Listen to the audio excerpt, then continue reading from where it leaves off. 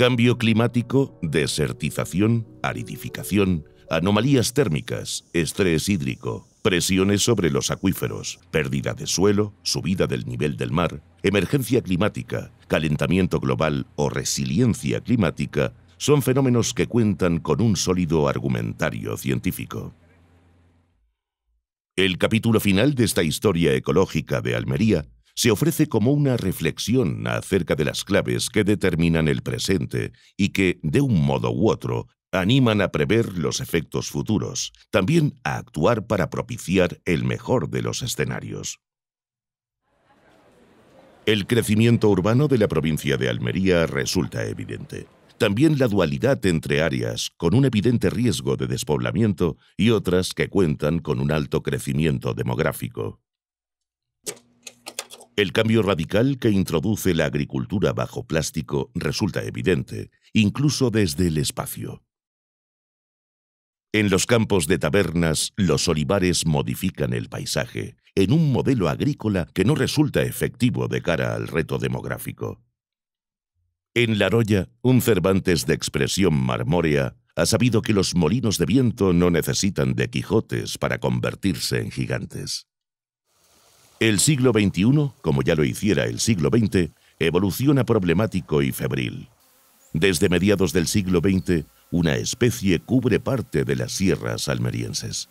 Esto que estamos viendo aquí que nos rodea es la antítesis de los paisajes que suelen considerarse típicos de esta provincia, paisajes semiáridos carentes de arbolado. Esto es una repoblación forestal. Aquí se han plantado artificialmente, activamente, los árboles, que se caracteriza por ser una masa densa, compacta, homogénea, monótona. Eso se debe a que esta monotonía se debe a que se plantó una sola especie, el pino, y además los pinos se plantaban en línea, de alguna manera para que crecieran de forma obediente y disciplinada a las órdenes del forestal que dirigió la reforestación. La actividad reforestadora tiene una gran tradición en España y aquí en Almería, por eso merece la pena conocer un poco la historia de las repoblaciones. Ya a finales del siglo XIX y comienzos del siglo XX, los forestales españoles reclamaban que era necesario intensificar la actividad repobladora para recuperar, reconstruir la cubierta arbórea del suelo patrio. Y aunque se hicieron algunas repoblaciones, no será hasta 1940, cuando se dan varias circunstancias que iban a proporcionar al interés repoblador un gran impulso. Y estas circunstancias fueron, por un lugar, la necesidad de combatir el paro en el medio rural. Lógicamente, para plantar todos estos árboles hacía falta mano de obra. Había también intereses económicos en aquella época. Se quería producir materia prima, madera, que sirviera de base para actividades industriales, como podía ser la celulosa, la minería, la industria de la madera, la fabricación de envases, etc.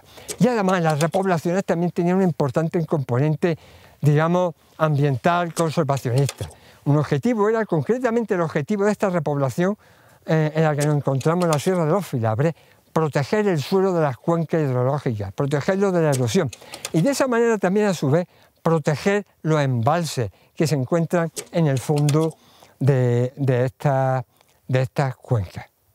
La técnica forestal para llevar a cabo estas repoblaciones constituye un invento que tuvo lugar a mucha distancia de aquí y hace mucho tiempo, concretamente en Europa Central, en Alemania.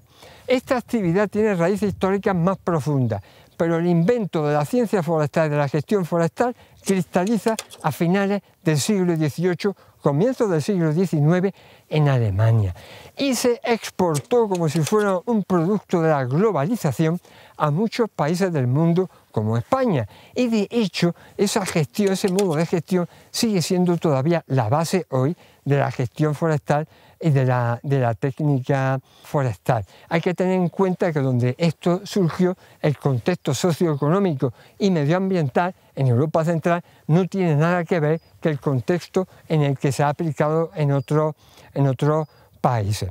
No obstante, teniendo en cuenta esta perspectiva histórica, no debería resultar extraño el gran parecido que hay cuando recorremos el interior de una repoblación de pino, el gran parecido que hay entre estas masas homogéneas de pinar y los cultivos, los monocultivos de coníferas que son tan típicos y característicos de Europa central.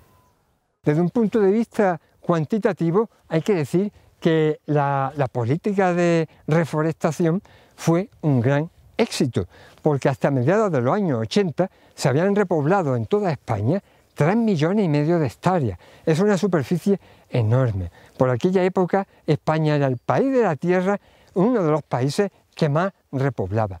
A nivel almeriense, aquí la repoblación también tuvo un papel muy importante. Aquí se estima que se repoblaron 135.000 hectáreas. No obstante, desde un punto de vista cualitativo, hay que admitir que las repoblaciones tuvieron un impacto ecológico negativo considerable. Por un lado, esta monotonía y homogeneidad no tiene nada que ver con la diversidad estructural que es característica de los bosques naturales. Esta monotonía no apoya, por ejemplo, la biodiversidad, la diversidad biológica. Pero además, en muchos casos, antes de repoblar, las laderas se aterrazaban con un bulldozer. Y eso naturalmente causó un impacto destructivo muy serio para el suelo. Por un lado, la perspectiva de los forestales que dio lugar a estas repoblaciones no tiene nada que ver con la perspectiva de la gestión del monte típica y tradicional del mundo rural. Para los campesinos lo importante era proveer el cortijo o la casa en el pueblo de leña, de frutos como la bellota, de ramón. Cortaban las ramas de la encina, por ejemplo, para alimentar al ganado. Era un tipo de gestión de subsistencia. Mientras que la perspectiva que generó esto era una perspectiva del Estado, muy jerárquica, de arriba a abajo. Aquí se impusieron unos objetivos independientemente del interés que pudiera tener la gente del campo. Hay que tener en cuenta que a partir de los años 60 se inicia el despoblamiento rural, de manera que al coincidir en esa época yo pienso que de esa forma el impacto social fue un poco menor. Por ejemplo, muchos campesinos estaban interesados en vender su parcela al patrimonio forestal del Estado para que repoblaran, porque ellos sencillamente se querían ir a los centros urbanos, a los centros industriales. No obstante, las tierras comunales de los ayuntamientos, que fueron adquiridas también en forma de consorcio por el patrimonio forestal del Estado, esas tierras ya, al ser repobladas, dejaban de estar al servicio de los vecinos y no se podían utilizar para pastoreo. Así que, efectivamente, hubo conflictos, definitivamente, pero también es cierto que a partir del año 60 la gente empieza a abandonar el campo y eso también facilitó la implementación de esta política de repoblaciones. Desde un punto de vista histórico, el territorio almeriense ha conocido varios periodos de boom económico, de boom demográfico, y generalmente han tenido costes importantes para el medio ambiente. Estoy pensando ya en el boom de la minería romana, que se tradujo, por ejemplo, en incendios forestales y probablemente en otras cosas que no sabremos nunca. En la actualidad estamos en uno de esos periodos de boom económico, de boom demográfico, como no conocíamos desde hace siglos, y que también está teniendo un fuerte impacto sobre el paisaje y sobre el medio ambiente de algunas zonas, sobre todo las zonas costeras. Me refiero a la proliferación de la agricultura de regadío de invernadero, también a las plantaciones masivas de olivar que están apareciendo últimamente y que probablemente en un futuro se contemplarán de maneras, digamos, ambivalentes, porque por una parte toda esta agricultura ha sido una fuente de riqueza extraordinaria, pero por otra parte está teniendo costes que probablemente se van a hacer notar conforme el tiempo siga pasando. Me refiero al agotamiento del recurso imprescindible en una zona árida como es el agua, el agotamiento, la contaminación. Eso lo estamos viviendo ya ahora, aparte del hecho en sí de la transformación masiva del paisaje o de la creación de paisajes muy feos. El paisaje de Almería en la segunda mitad del siglo XX, especialmente a partir de la revolución que supone la agricultura intensiva, desde 1962-63 en adelante, la primera impresión que da es de una enorme artificialidad. O sea, se ve el mar de plástico y parece que aquello, además se considera que es la única obra humana que se ve desde el espacio y por lo tanto parece que testimonia la capacidad del ser humano de transformar el territorio. El territorio almeriense es un territorio muy vulnerable, y es muy vulnerable porque los recursos fundamentales, no ya para la preservación de los ecosistemas, sino para la preservación de la vida humana, son recursos que no son abundantes. Quizás el único que tengamos abundante sea el sol. La insolación, que ha sido fundamental en el nacimiento de esta agricultura intensiva, de la agricultura de primor y de la agricultura de productos extratempranos, por los niveles de insolación y de temperaturas medias durante el invierno. El agua y el desarrollo de modelos de cultivo con regadío intensivo parece que desde un punto de vista de un balance de sostenibilidad no es admisible. Y en ese sentido incluso la agricultura intensiva ofrece un ejemplo que podría ser positivo, porque del riego a manta se ha pasado al riego por goteo y en términos individuales un aumento de la eficiencia en el uso del agua. Digo en términos individuales, porque en términos agregados, aunque se mejore la eficiencia a nivel individual, si se ponen en explotación nuevas y nuevas superficies que requieren la utilización de un recurso que no es abundante, pues hay riesgos de sobreexplotación de acuíferos o de contaminación de acuíferos en otro caso. Parece que la desalación del agua del mar surge como alternativa y que el agua de ese origen pudiera tener un precio admisible para determinadas producciones. Aquellos que consideran que es una especie de Amazonía sumergida y que incluso cumple un papel como sumidero de CO2, a los que destacan el problema de generación de residuos por parte de la retirada de las láminas de plástico que cubren las explotaciones. Aunque en este último caso existiría seguramente la posibilidad de avanzar hacia procedimientos de economía circular que minimizaran este impacto. Por otra parte tenemos el interior de la provincia, donde lo que observamos es un paisaje producto del abandono de la agricultura tradicional, el abandono que se produce en los años 50-60 con la emigración masiva, donde lo que vemos es el producto de la historia, ahí abandonado, y también, puesto que la naturaleza no se para, no se interrumpe, la evolución, estamos viendo fenómenos muy interesantes, como es la extensión de la capa de matorrales sobre espacios que estaban cultivados de cereal hasta no hace tantos años, que no sabemos exactamente qué repercusiones va a tener aquello, pero lo cierto es que la superficie cubierta de vegetación natural, en contra de lo que se pueda pensar, no deja de crecer desde mediados del siglo XX. Este es un fenómeno que ya había pasado en Europa antes, con el abandono de la agricultura tradicional, y que aquí lo estamos viendo también ahora. Nuestra costa hace 3.000 años, principalmente rocosa, pasa a ser una costa sedimentaria a posteriori. En estos últimos 100 años, de forma mucho más intensiva, se vuelve otra vez a una costa cada vez con menos sedimento proveniente de los cauces. En definitiva, todo ello es provocado por una afluencia cada vez más masiva de una población que cada vez requiere más terreno en la costa y además con mucho más poder técnico, que hace que se intente aprovechar al máximo los recursos hídricos existentes en esas cuencas. Tanto que se desvían cauces, se ocupan lechos fluviales, se producen barreras para desviar en definitiva y aprovechar el remanente hídrico, el potencial hídrico de esos cauces, esa rambla, ese río Adra, en pro del consumo humano y en pro de una agricultura. La última gran manifestación de ese control del agua es ni más ni menos que la creación del pantano de Benínez en 1980, tanto para aprovechar, ya digo, consumo humano como agrícola. También para prevenir de inundaciones, todo eso también pensando en que el río Adra era muy salvaje, era muy bravo y había que controlarlo, ¿no?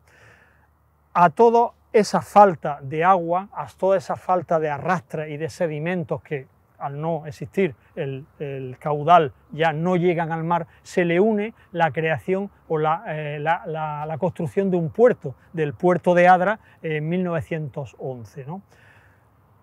La contraviesa además se despuebla. todas esas familias, todos esos pueblos, todos esos cortijos que habitaban la ladera sur de la Contraviesa acaban por abandonarlo por un motivo muy concreto, el famoso milagro almeriense. Por supuesto que vivían con una economía próspera, pero cuando cerca tienen toda una economía del mar de plástico, una economía del invernadero, de los cultivos de extratemprano, de la huerta de Europa, que produce un capital que no tenían ellos, desde luego que hace de atractivo y hace que migren a la costa toda esta gente, y no solo a la costa, sino a las zonas del poniente almeriense, donde prospera esta economía tan floreciente como es la de la agricultura intensiva. Al abandonarse todas esas cortijadas, todas esas miriadas de núcleos donde ya no hay gente, vuelve a matorralizarse todas esas zonas de cultivo que ellos tenían, y al matorralizarse vuelve otra vez el efecto de la forestación. Ya no hay arrastre al río ni a las ramblas, ya no hay sedimentos que vayan al mar, y esas playas empiezan a regresionarse por todos estos motivos. Siempre hay una lucha entre el mar y la costa y el interior. Esa lucha, en este caso, empieza a ganarla el factor marítimo, y el reino de Poseidón saca su escritura, y ahora mismo tenemos una costa absolutamente en regresión. A ello, por supuesto, se le añade un efecto importantísimo también provocado por el hombre, que no es otro que el del calentamiento global. ¿Qué es lo que produce el calentamiento global? En nuestra zona, 3 efectos, como hace en otras partes del Mediterráneo. Lo que aquí acontece es un ejemplo de lo que pasa perfectamente en el resto de nuestro Mare Nostrum, que no es otra cuestión que un aumento de los niveles de agua. Ese mar cada vez avanza más por el calentamiento de los casquetes polares, los eventos extremos climáticos cada vez son mayores, de modo que cuando hay una tormenta, ya no es una tormenta cualquiera, cada vez esas tormentas potentes irán a mayor, irán siendo cada vez más frecuentes, y además el tercer factor que produce es que hay una disminución de la precipitación en nuestras regiones. Cada vez llueve menos, lo cual implica que cada vez, lógicamente, los cauces arrastren menos agua y los sedimentos con ellos, ¿no? Ya no salen las ramblas como salían antes. Los abuelos del lugar ya dicen que no hay salida, no hay avenida como antes teníamos. A ello se le une, lógicamente, el hecho de que nuestra costa, por tectónica, se está hundiendo, Por tectónica, desde Nerja a Adra hay una falla que hace que se hunda, pero el cambio climático ya es bestial. Ya la firma, la rúbrica última que hace que, ya digo, nuestra costa ahora mismo se encuentre en regresión, y provocada por los mismos factores que la crearon, que no son otros que el ser humano y sus actividades. Así es el antropoceno.